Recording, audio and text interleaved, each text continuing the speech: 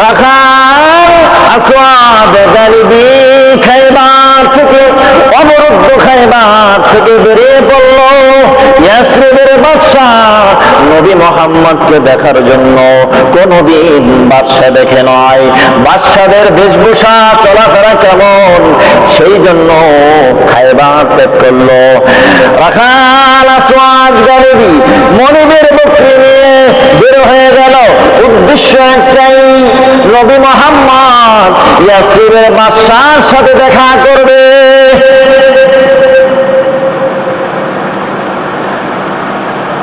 অপরদিকে সাহাবায়ে কেরাম খায়বারের প্রান্তরে তাঁবু ফেলে সেখানে অবস্থান করতেছে। অপরদিকে ইহুদিরা খায়বার বন্ধ করে দিয়ে সেখানে তারা অবরুদ্ধ অবস্থায় আছে।